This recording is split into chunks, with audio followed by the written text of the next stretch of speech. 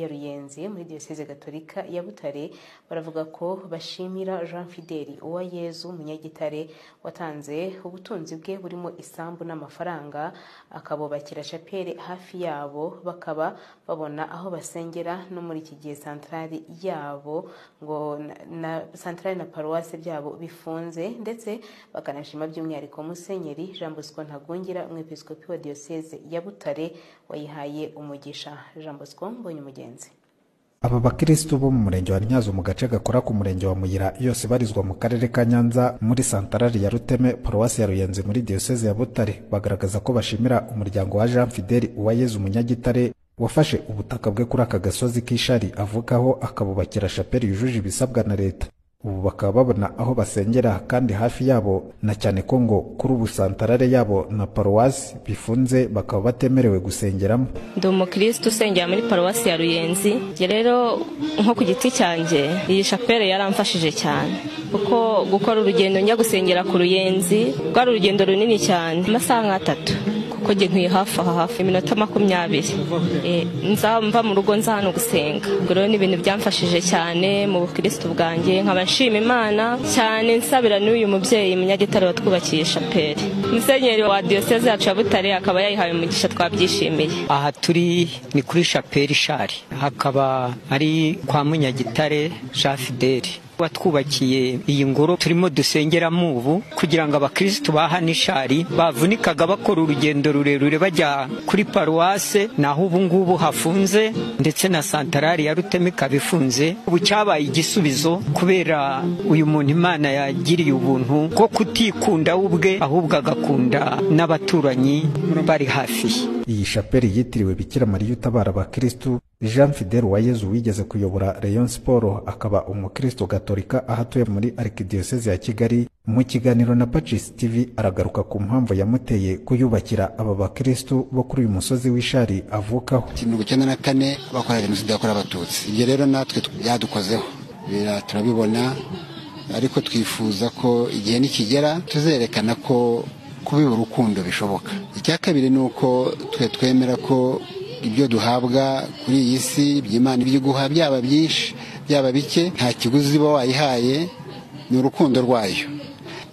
Ibyo ni Rugamba Cyprien wabivugaga ati kuki Imana iguha inzu ariko ibyumba byose ntugire ibyo uturamo ibindi kuki utayihamo kimwe.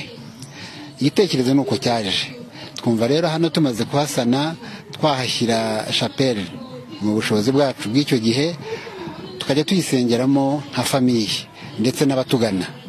Nuko igitekerezo cyaje twegera padiri mukuru wa paroisse yacu ndetse n'abandi badoyene ya Nyanza turabaganirira twageze igitekerezo batugira inama. Nibwo rero twatangiye kubaka ingoro y'Uhoraho chapelle twitiriye Bikira Mariya utabara abakristo.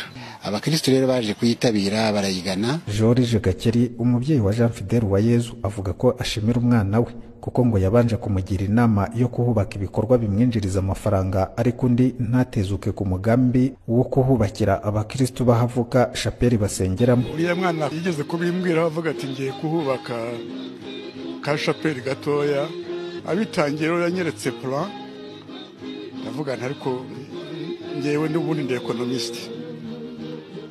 Wa mwana we ahantu wakoze ukagira ihoteli abantu bakajya baza bakaruhukira ariko rero bakanahasengera byombi. Kwarambye ati hoteli ndayifite ahubwo shaka kwashyira chapelle kugira ngo abakristo baho ahantu mvuka nkumva rero nakora icyo gikorwa ko Nyagasani yampaye ubushobozi nuko bwagize icyo gitekerezo arayubaka. Nyiricyubahiro Jean Bosco Ntagungira umwepiskopi wa Diocese ya Butare wahaye umugisha iyi chapelle ku wa gatandatu w'icyumweru gishize avuga ko abakristo muri rusange bakwiye gufatira urugero nkuru rw'ubwitange ku muryango wa Jean Fidèle Uwayezu. Ubutumwa natanga ku bakristo usibye abahano ariko ndetse n'abandi kuba umuryango wa Jean Fidèle aha hantu utarahubatse ibindi bikorwa remezo byakurura abakerarugendo cyangwa abandi bashaka kuruhuka ariko bakahubaka inzu y'Imana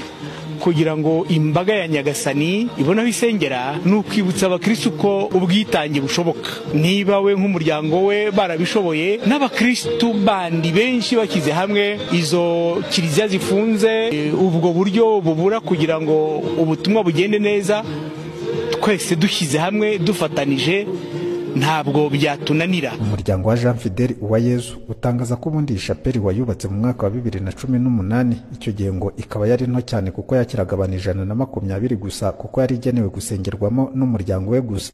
Ariko ngo mu kubona ko abakristo bitabiriye kuza kwasengera ari benshi, bakaba barahise bayagura, ubu ikaba ibasha gusengerwamo n'abakristo bagera kuri 400 bose bicaye neza, ndetse nyuma yuko ihawe umugisha na Musenyeri Jean Bosco Ntagungira, umwepiskopi wa Diocese ya Butare, ubu ikaba yemerewe gutangirwamo amasakaramentu yose ya Kiliziya Gatolika. Jean Bosco Mbonyumugenzi, Pacis TV, muri Diocese ya Butare.